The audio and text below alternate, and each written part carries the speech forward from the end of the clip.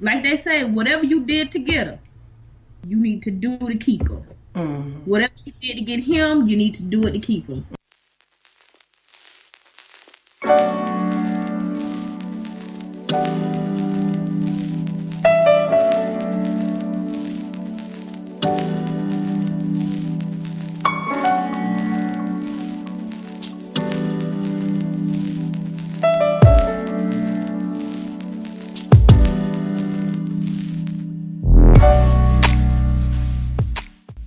What's up, Kissables? This is the Kissable Diva, and you are tuning in to the Kissable Nights podcast, where we discuss everything love, sex, and relationships after dark.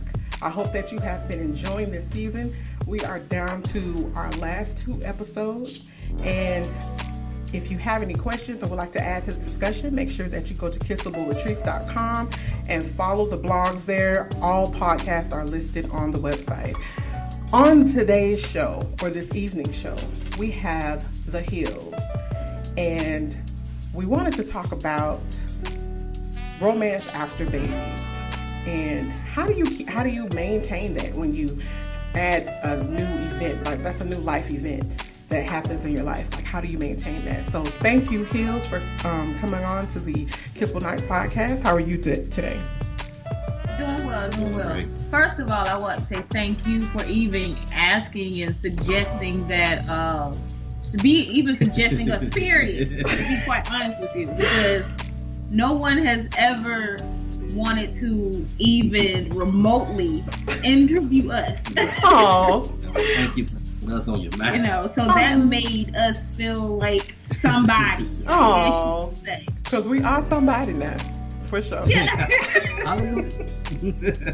Just when she brought the idea up, she was like, "You want to do it?" I was like, "Hey, it seemed interesting. Let's give it a try." Awesome. You know? Awesome. Okay, so what I would like you to tell the listeners is about yourselves, or introducing yourselves. Well, my name is Sheena Hill. Mm-hmm. I don't really know what to say about myself, to be quite honest with you. Because normally when people ask me about myself, I'm like, so what do you really want to know? Well, just letting them know. Okay, so let me say where I found The Hills. So I met The Hills at the Playlist Live, what do you call it, conference? I don't know, something for mostly like YouTubers and people from Musical.ly, and they all come together and have this conference. And people meet up, they do collabs, they do this, they do that. But anyway, so I met them and found out that they had a YouTube channel. And I enjoy watching families and couples because that gives me inspiration as far as my business. So as I was watching The Hills, I went all the way back to when y'all first started doing y'all videos, and when you got pregnant and your announcement, and I just thought it was so cute. First of all, congratulations on being consistent, okay? Because life is congratulations. Thank you. But still working on that consistency though. Long as you're trying. So moving forward, I see that they have a son, and he is so adorable. I absolutely love watching him grow up on YouTube. Thank you. Thank you. So that is the reason why I chose this couple, because I want to, maybe give the listeners a little bit more insight on how to keep it going, chemistry, what brought you together in the first place. So let's start with this. How did you two meet? Oh, that's a long story. We met. We posted that vlog. No, we haven't. We met at his place of employment, but he wasn't working that day. We met through basically like a mutual friend or whatever. Mm-hmm. But the thing about that is, he approached me, but I was like, "Nah, bro, I'm good." I want to say took almost 3 to 6 months. About 6 months to get a phone number. Oh, somewhere around there. She was like, "Nah." Yeah. I'm a tough cookie. I don't roll easy. So it was like, hey, if there's something you want, you gotta keep going at it. Okay.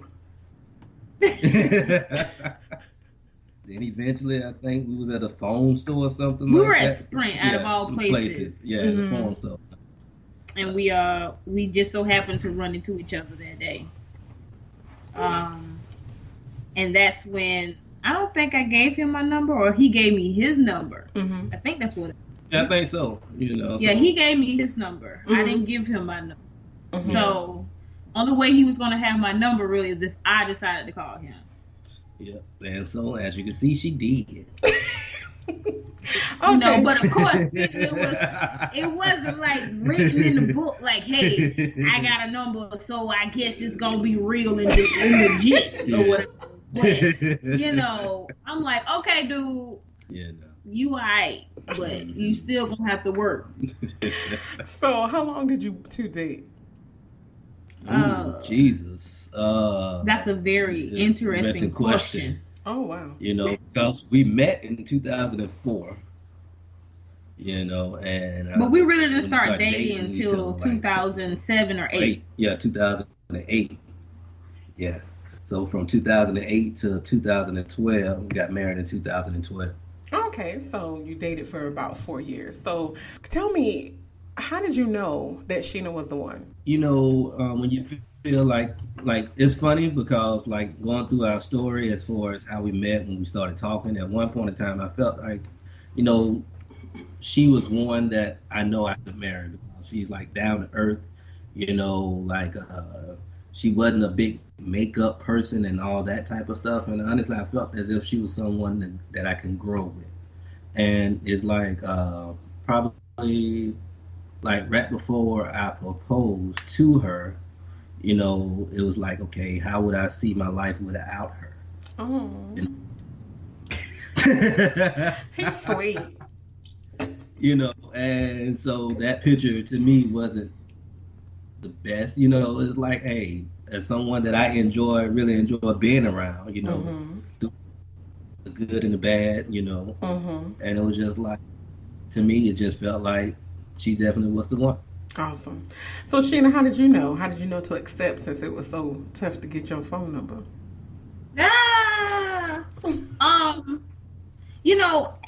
As time went along with us, I saw his persistence. I saw his I guess you can say like he was determined to try and win me over. And even with our ups and our downs in the beginning of our relationship and things, it seemed as if he didn't want to let go of something that was there. Not just something that was there, but just the person that he is, to the point where I'm going to continue to fight for what I believe is right. I'm going to continue to fight for what I believe I want. And on top of that, the simple fact that we had lost contact with each other.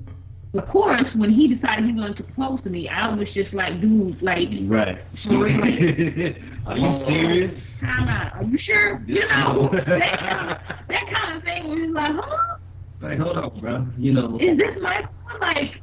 The plan that I had for the proposal didn't go according to that plan, So, but the proposal actually happened here at the house. We went out to eat before that, and I was planning on doing it there, but I forgot what was going on. And I used to have hair at the time too, and I think I needed my hair taken loose or something, and we ended up coming back to the house and just ended up doing it here instead of out and about. Because that was back in November 2000. Yeah, November 2010. Yeah, like November 21st? Yeah. Somewhere right now? Yeah. Okay. So now he's proposed, you plan the wedding, you get married, and now you're a married couple. And you've created this culture within your own marriage of, balancing work, life, being responsible or, taking into consideration someone else. And now you're pregnant. And, And, Mr. Hill is excited because it is a boy. And then life changes as soon as you give birth. Yes. How was life before the baby? How was life before, like, your romance? How was that? I'll let you take that. I'm about to say the same thing. I guess I wasn't quick enough. There, like within a relationship, you have the good times and you have the bad times. As far as romance, honestly, I would say up and down. Just because, everything is not always perfect. But, as far as working with what you have and what you want to ultimately get to, you still have to just put in that work and just make the best of things as they come. Let me ask you this. Answers your question? Let me ask you this. What does romance look like to you? What does romance look like to me? Did I hear you correctly? That was right. Romance is some of everything. The smiles that you can have as far as just from chilling with each other, on out, not necessarily having PDA, but just being able to enjoy each other. What's PDA? Public display of affection. Okay, go ahead.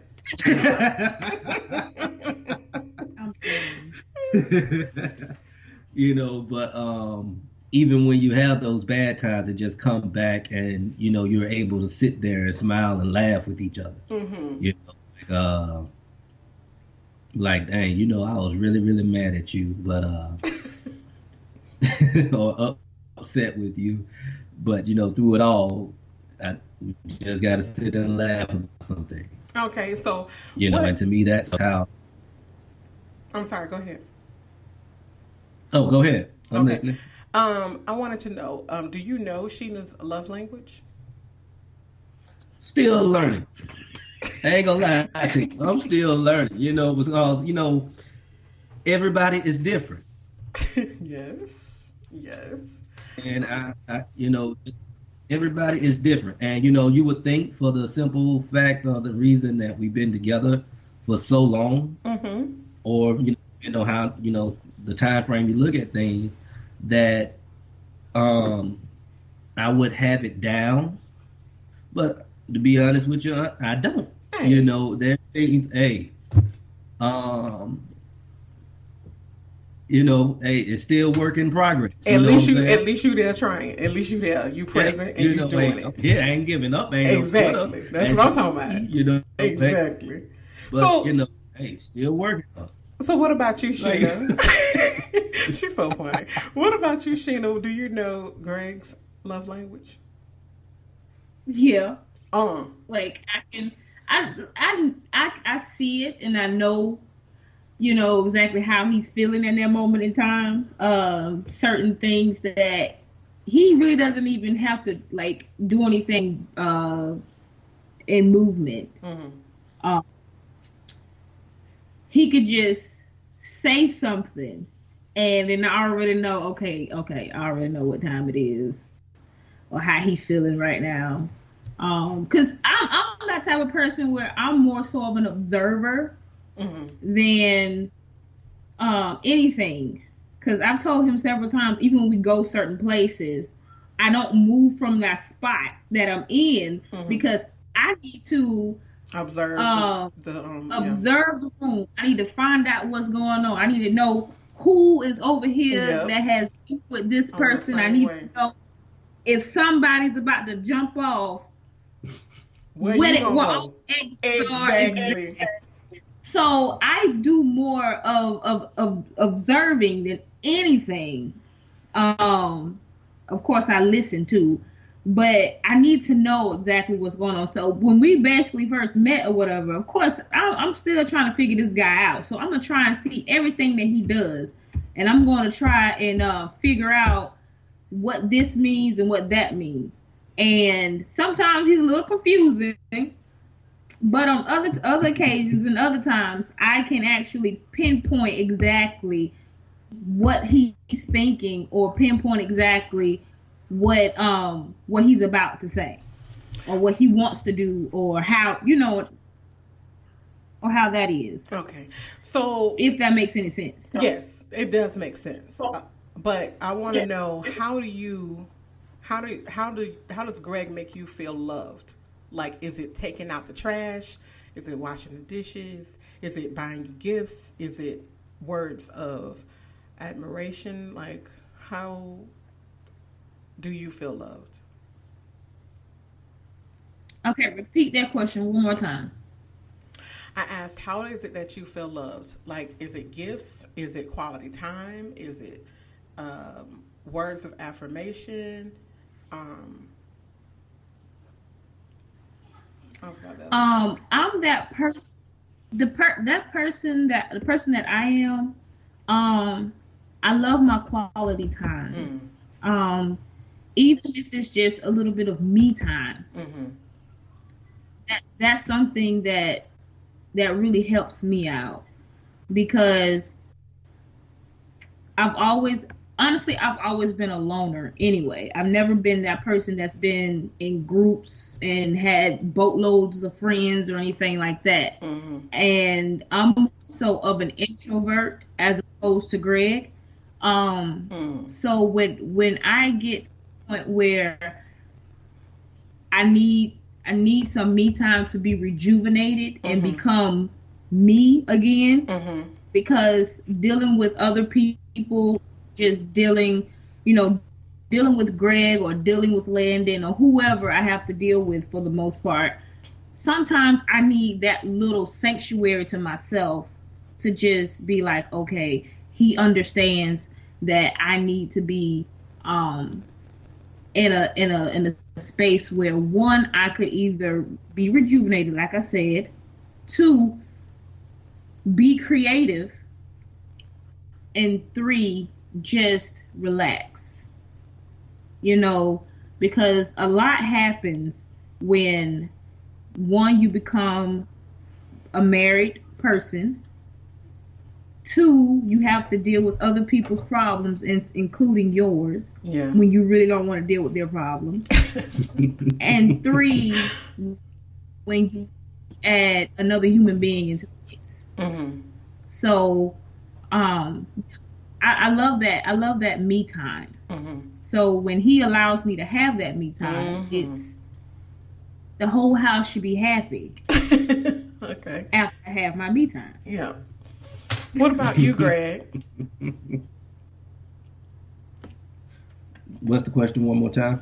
What about you? Are you, do you like receiving gifts, quality time, words of affirmation, acts of service, or physical touch? I think it's a little bit of affirmation and physical touch. Okay. And I'm sure Sheena already knows that because she's an observer. Yeah. And at times, me time is cool, but it's not necessarily the top of the list. Everybody need that time to just chill out and clear their mind. Okay. So now that you've had beautiful Landon. I had the pleasure of meeting him when he was a little smaller baby, but now he's a little bit over one, right? 6 months. Yeah, he was 6. No, 4 months. Yeah, 4 months. So now that, you've had the baby and you're balancing life, you have to balance again because, like you said, you put another human being in the mix. How do you adjust? How do you keep that going between you and Greg? I think we're still working on that. To be quite honest with you, and that's okay. Because at first, when we first had Landon, I wasn't working, and it kind of gave me more time to really bond with my son and everything. And even all the way up until he was like 11 months or so,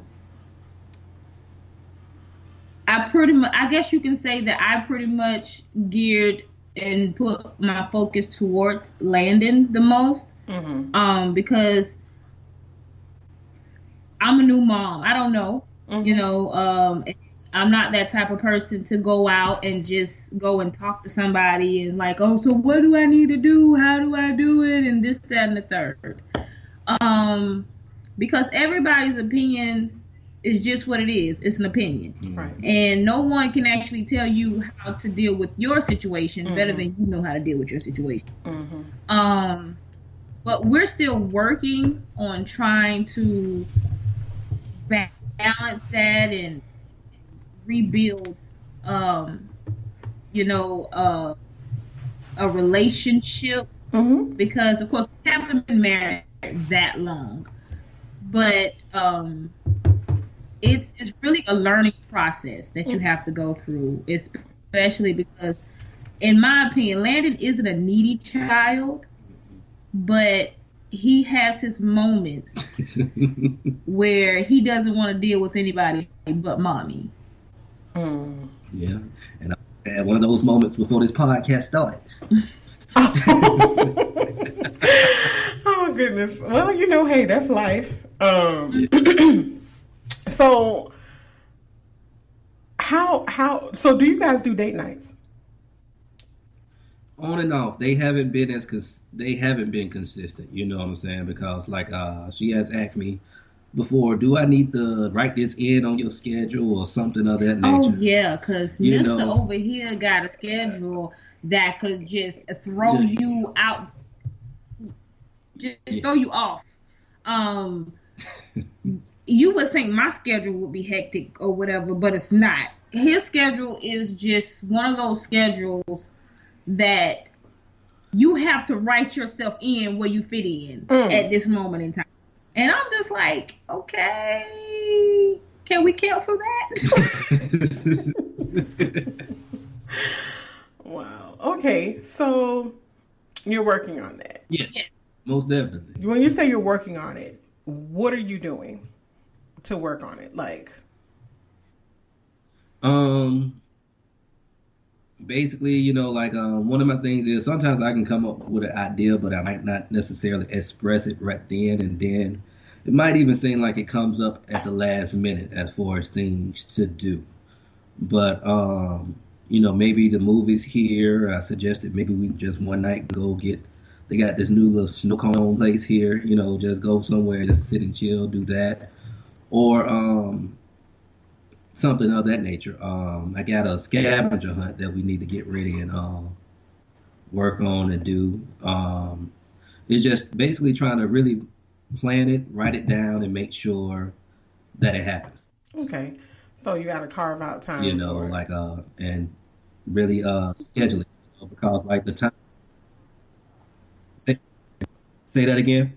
You have to carve out time for it. Yeah. Yeah, you know, just because, you know, like dealing with my schedule as far as, you know, full-time job, musician, advisor for an organization, Wow. new member of Omega Psi Phi fraternity, chaplain, and just like not necessarily saying that those things come before my family, but it's just trying to make sure that the means and everything as far as the needs of our family are met financially, and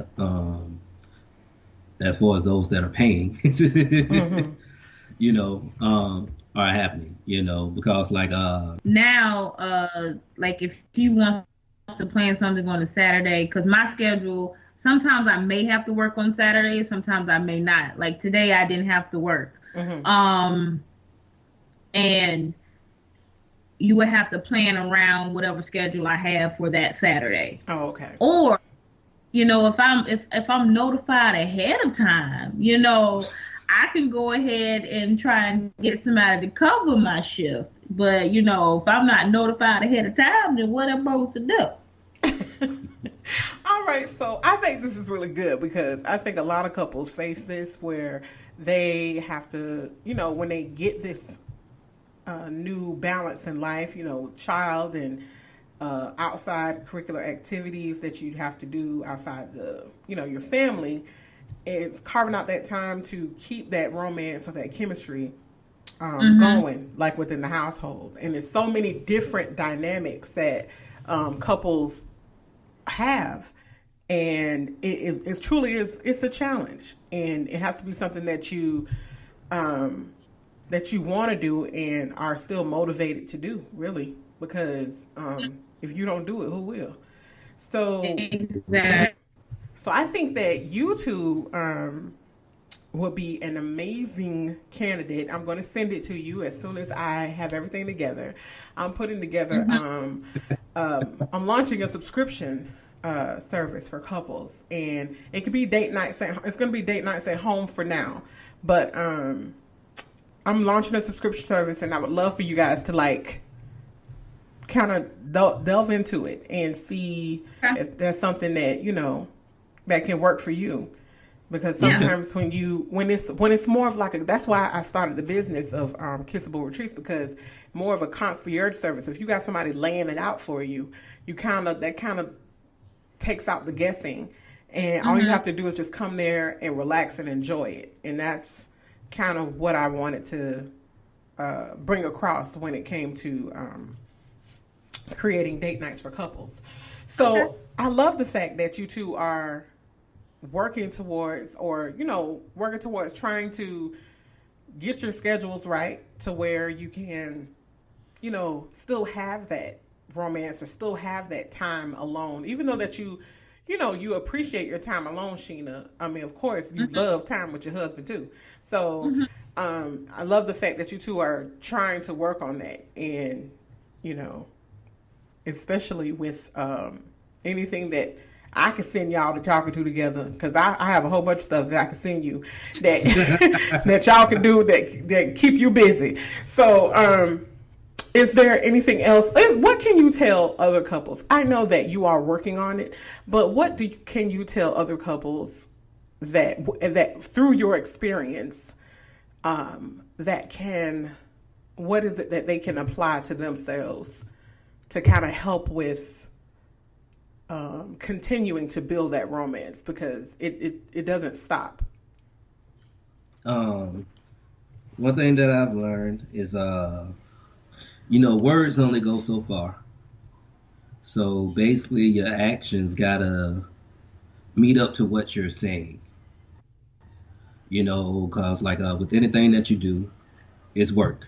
But you just have to make it enjoyable to where it seems fun, so it don't seem like it is work. Because marriage, it takes a lot from each other, especially if you was used to living on your own and used to being in the same house with someone else on a consistent basis, on a regular, because like when you're dating, you can go back to your own place. When y'all had an argument or how big or small it was, but when you're married, one, stay home. Because if you go out, that can allow demons, the devil, or whatever you want to call it, to enter your relationship. Because your man may end up doing something that you wouldn't have done in your right mind. So basically, keep God first and just keep the work going. Keep it moving. Be active. Okay. Miss Hill? Well, it's funny you asked me that, because I have a friend of mine that is getting married at the end of this month, on the 31st. And she asked me, what are some things that I could give, some advice that I could give her. And I basically told her the truth. It's going to be some days where you want to punch him in the face, honestly. It's going to be some days where you just want to leave and not be there. There are going to be days where he's going to piss you off. There's going to be days where you're going to piss him off. And there are going to be days where you're just going to ask yourself, well, what happened or why or anything like that. But the thing that I told her was that whatever you're doing now in your relationship, the simple fact that you two are having fun with each other, continue to do that. Because whatever you did in the beginning of your relationship, don't allow it to change as your relationship progresses. Learn to grow with each other. Learn to find out each other's breaking points. know not to push those buttons. Because once you start pushing buttons, you may see something that you really don't want to see. But at the same time, you may need to know who you're laying next to every night. But whatever you're doing now, make sure you continue to be consistent with that. Because you don't want your relationship to get boring. You don't want your relationship to be mundane. You don't want your relationship to wither and die. Because once that happens, then what do you have left? How can you rebuild on something where the foundation has completely just disintegrated? So the main thing you just need to do basically is keep doing what you were doing in the beginning. Because when people start to just stop doing things, like they say, whatever you did to get her, you need to do to keep her. Whatever you did to get him, you need to do it to keep him. And that's something, that's what the old folks say. So if old folks say that, then apparently something is working, because even though they may have had ups and downs or whatever it is, they made it through whatever situation they had. Tough times, and of course, like Greg said, every couple has situations that they go through. We have our situations that we go through, and there are some days I'm just like, dude, get out of my face. I don't feel like dealing with you right now. A hug from a baby and we'll be all right. But we have to at least try. At least remember why we did what we did. And also the most important thing, keep people out your business. Keep people out your business. Keep your mom and them out your business. Keep your friend them out your business. Keep people out your business. You so. If that's what you want to call me. Jesus. Yeah. But yeah.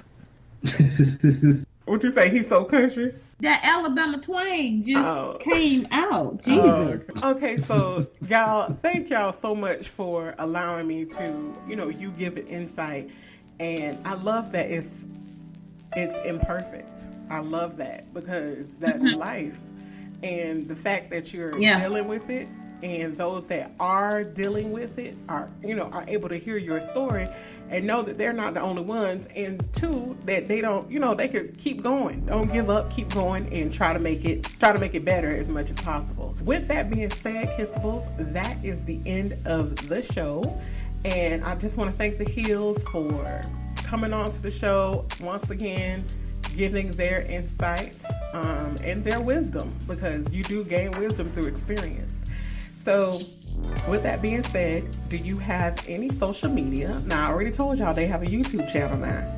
So y'all tell them what the YouTube channel is. The YouTube channel is Life with the Hills. Also, we have Instagram, and it's Life with the Hills 80 with an underscore behind, right after the 0.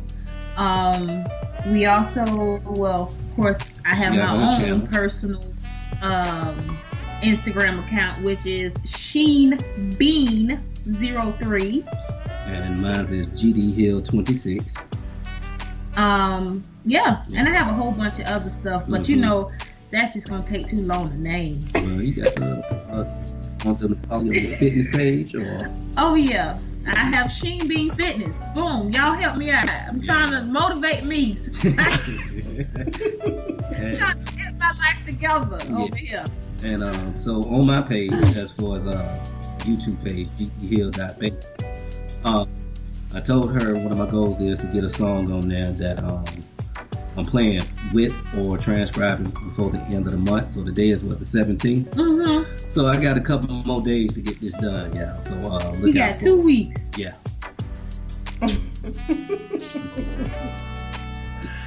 All right, Mr. Hill, put it down in the schedule. Yes, ma'am. Yes, ma'am. All right, y'all. Thank you so much. Kissables, thank you so much for tuning in to the Kissable Nights podcast, where we discuss everything love, sex, and relationships after dark. I certainly hope that you enjoyed it. We have one last episode, and that'll be just me and maybe some friends, and we'll be closing out with the finale. And with that being said, thank you again, and you all have a good night, and see you next time.